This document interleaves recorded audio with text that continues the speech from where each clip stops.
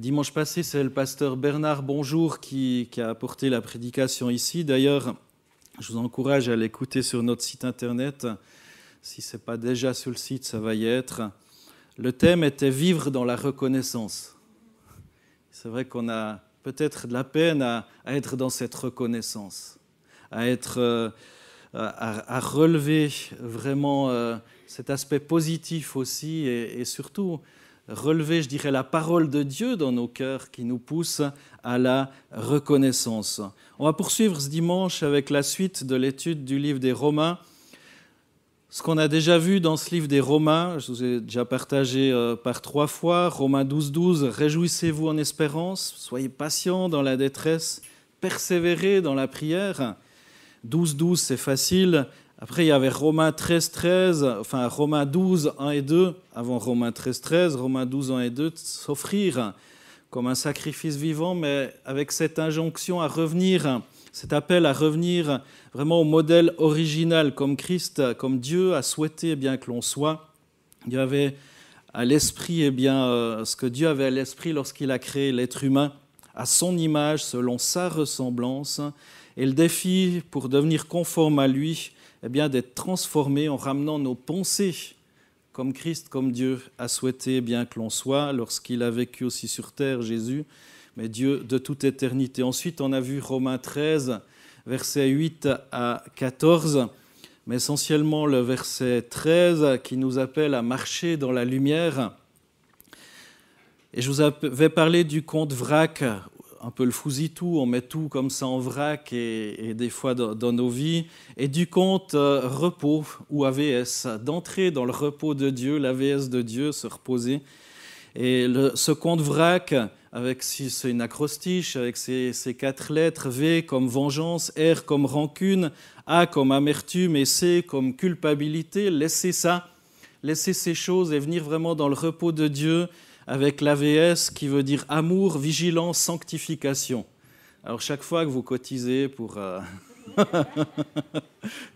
voilà, vous allez dire, je veux de l'amour, de la vigilance et la sanctification dans ma vie. Et ce dimanche encore, un texte des Romains, ce sera Romains 14, versets 7 à 8, qui nous invite à vivre pour Dieu. Et c'est le thème de mon message, vivez pour Dieu. Et je vais lire ces versets 7 à 8 de Romains 14. En effet, nul de nous ne vit pour lui-même et nul ne meurt pour lui-même.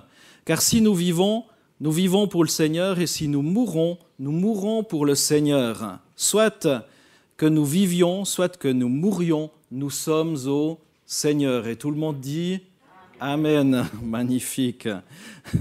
Dans le contexte, après avoir parlé donc, au chapitre 12 des devoirs religieux, moraux, l'apôtre Paul va parler au chapitre 13 des devoirs politiques aussi. Paul traite particulièrement dans celui par la suite des devoirs mutuels des membres de l'Église, des relations entre les membres de l'Église dans ce chapitre 14, à l'égard de tout ce qui ne touche pas forcément la conscience. Romains 14 et Romains 15 traitent des principes importants en vue de guider le peuple de Dieu sur des divergences et des questions secondaires, mais qui si souvent font qu'on se chipote, qu'on se chicane. Et ces derniers sont souvent à l'origine de conflits parfaitement inutiles parmi les chrétiens, comme on va le voir. Paul va dire qu'un chrétien est faible dans la foi lorsqu'il entretient des scrupules injustifiés sur des questions d'importance secondaire. Vous pouvez lire Romains 14, par exemple, au sujet de la nourriture, ou de mettre à part un jour particulier, et de dire c'est vraiment ce jour qu'il faut mettre à part. Le principe que Paul donne, c'est que les chrétiens peuvent entretenir une bonne communion sans pour autant s'accorder sur des questions d'ordre secondaire. Il y a ce qui est vraiment capital, important, et il y a ce qui est secondaire. Et dans ce thème, vivez pour Dieu, je vois en grandes lettres un mot qui ressort et qui est tellement mal compris de nos jours, c'est le mot soumission. Ça va ? Quand on entend ça, ça fait soumission. On n'aime pas ce mot, c'est presque un gros mot aujourd'hui. Ce mot soumission, ça me fait penser à cette histoire de l'Ancien Testament lorsque Moïse était mort, Josué se retrouve à la tête d'un immense peuple. Il y a un immense peuple qui est là et ce peuple en a marre de tourner en rond. Ça fait 40 ans qu'il tourne dans le désert, alors que le voyage aurait pris même pas un mois.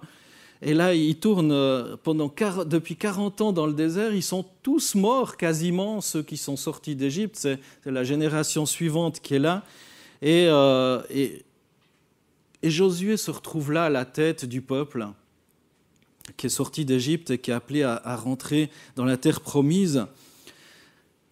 Un peuple qui est passé par tous les états d'âme.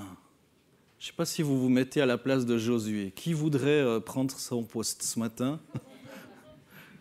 C'est un poste où si tu bouges une oreille de travers, tu es lapidé, ou je ne sais pas, un truc de ce genre-là.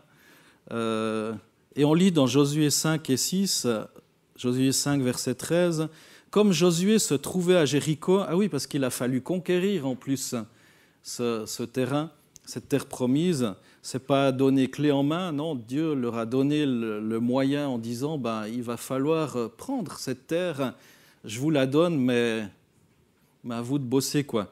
Comme Josué se trouvait à Jéricho, il leva les yeux et regarda, voici qu'un homme se tenait en face de lui, son épée nue à la main. Josué marcha vers lui et lui dit, es-tu pour nous ou pour nos ennemis? Il dit non, mais je suis le chef de l'armée de l'Éternel, j'arrive maintenant. Josué tomba le visage contre terre, se prosterna et lui dit, qu'est-ce que mon Seigneur dit à son serviteur? Le chef de l'armée de l'Éternel dit à Josué, ôte tes sandales de tes pieds, car le lieu sur lequel tu te tiens est saint. Josué fit ainsi. Et là on arrive au chapitre 6, verset 1.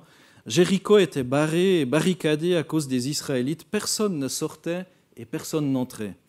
L'Éternel dit à Josué, c'est intéressant la nuance, tout à l'heure c'était le chef de l'armée de l'Éternel, maintenant c'est l'Éternel qui dit à Josué, vois, je livre entre tes mains Jéricho et son roi, les vaillants guerriers. Vous ferez le tour de la ville, tous les hommes de guerre, vous tournerez autour de la ville. Tiens, ils ont tourné en rond dans le désert, maintenant ils doivent tourner autour de la ville, sympa. Vous tournerez autour de la ville une fois. Ok, facile. Et il dit, mais tu feras ainsi pendant 6 jours. 7 sacrificateurs porteront 7 corps de bélier devant l'arche. Le 7e jour, vous ferez 7 fois le tour de la ville et les sacrificateurs sonneront du corps. Quand on fera retentir la corne de bélier, quand vous entendrez le son du corps, tout le peuple poussera une grande clameur. Alors le rempart de la ville s'écroulera sur lui-même et le peuple montera chacun devant soi. Pas mal, hein? Juste pousser des cris, jouer du corps, il devait y avoir des décibels pour qu'un mur s'écroule. Hein? Je ne sais pas si... on ne va pas citer de nom, mais quand certains de l'Église qui ont une entreprise de construction construisent, j'espère que c'est plus solide que les murailles de Jéricho. S'il y a des décibels, je cite personne, voilà. À l'approche de la bataille la plus importante de sa vie, Josué s'approche de Dieu, se prosterne devant lui et lui abandonne ses plans. Le chef de l'armée de l'Éternel, dès qu'il sait qui c'est, qui s'adresse à lui, eh bien, il se met à terre, quoi.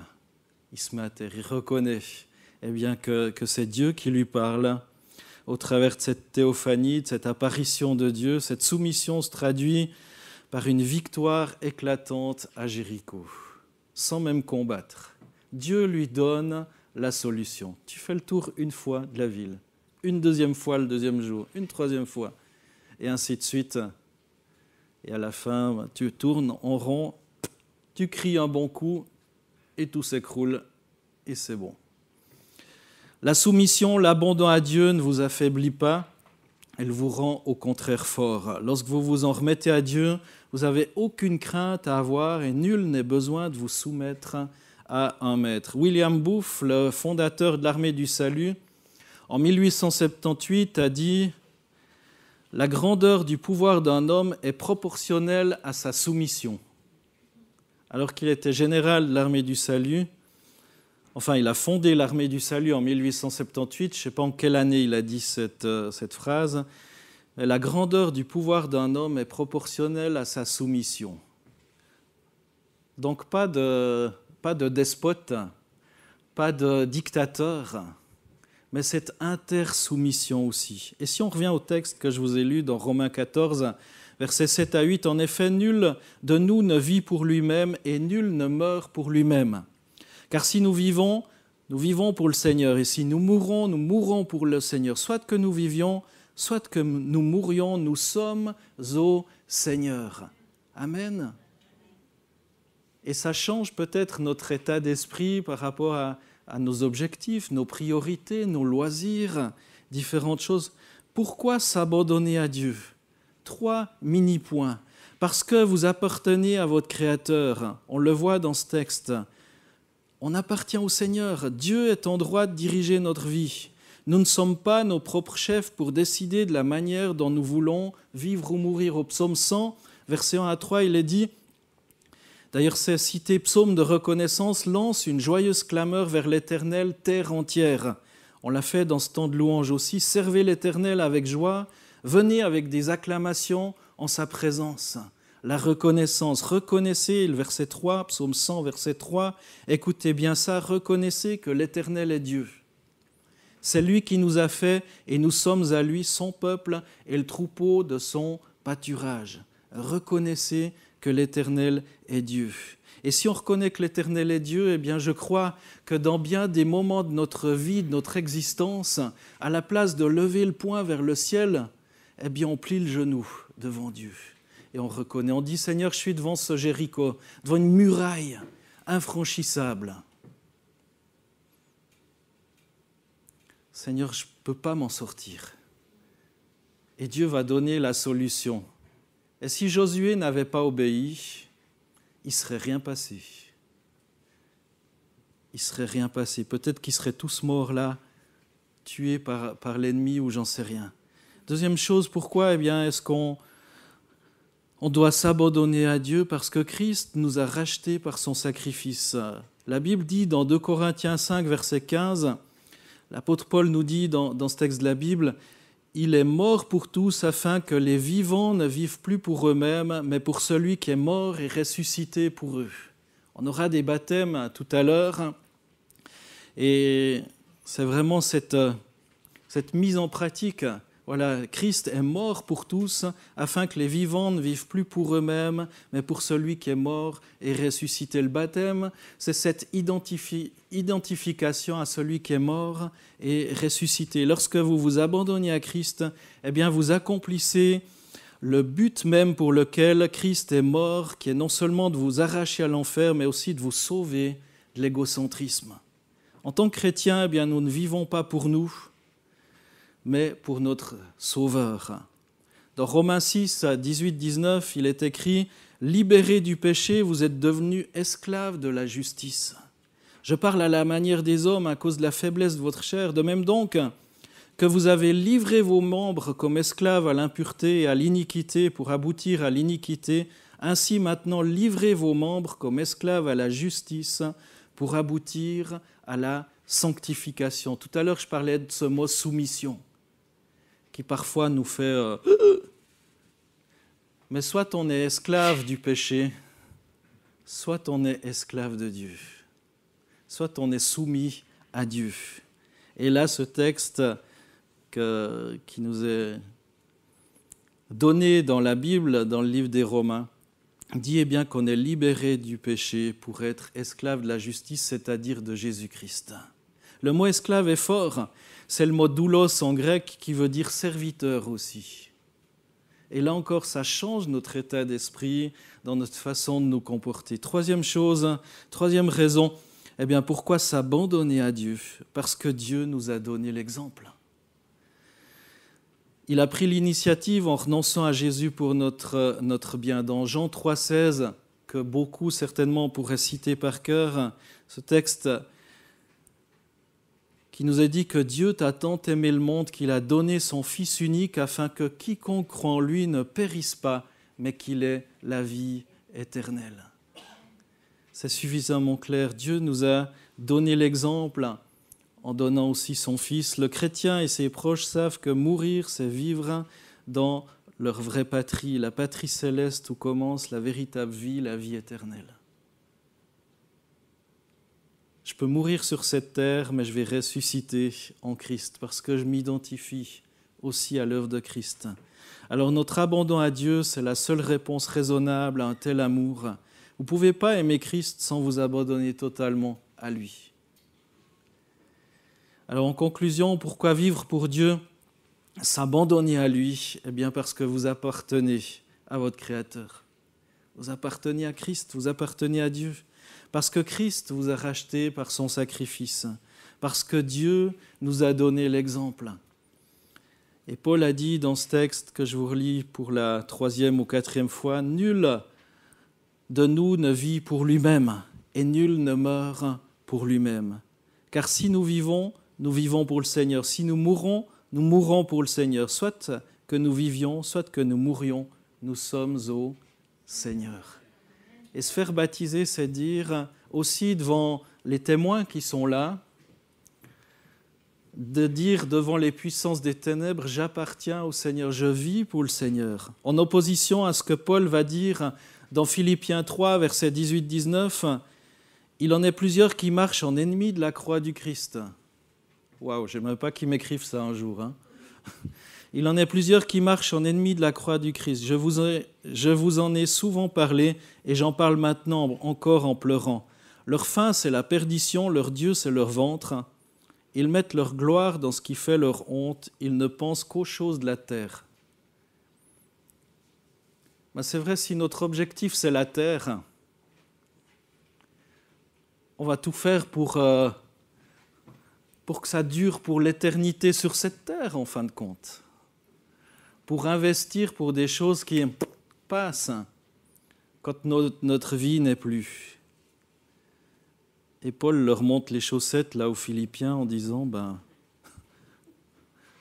leur Dieu c'est leur ventre. Waouh.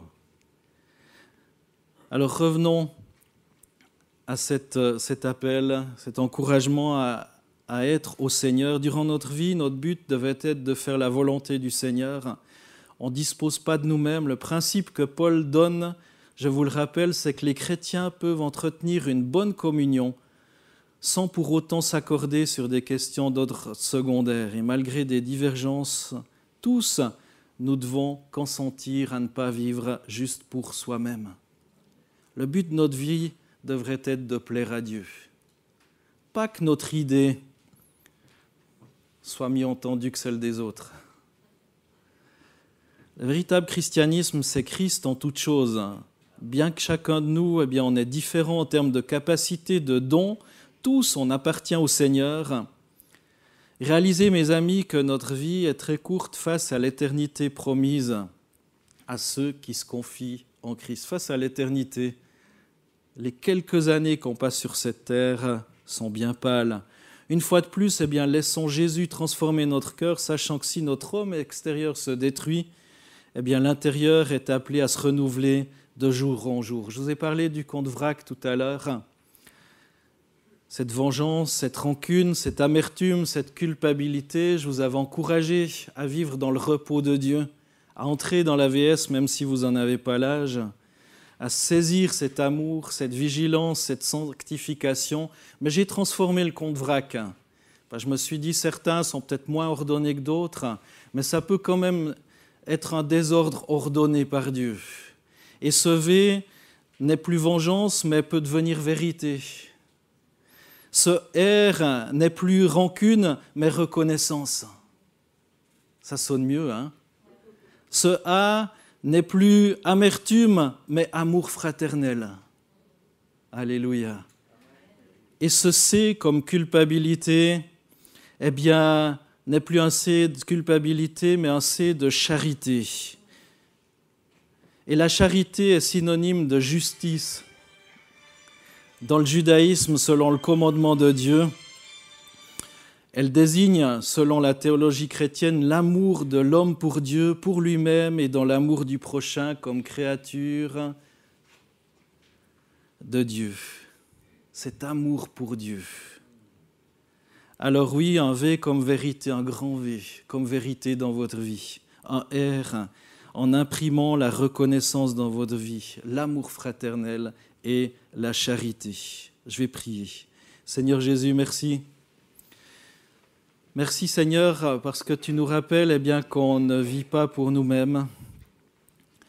Seigneur, qu'on ne meurt pas pour nous-mêmes. Seigneur, qu'on t'appartient, que l'on vive, que l'on meure, quoi que ce soit qu'on fasse, Seigneur, on est en toi. Alors que les Romains se chipotaient par rapport à certains jours, par rapport à certaines nourritures, toi, tu leur rappelles une vérité essentielle. Seigneur, que tout ce qu'on fait, on le fait pour toi. Aide-nous, Seigneur, à grandir dans ton amour, à grandir dans la vérité, à grandir dans la reconnaissance, à grandir dans cette charité, Seigneur, à laquelle tu nous appelles. Béni soit ton nom, Jésus. Amen.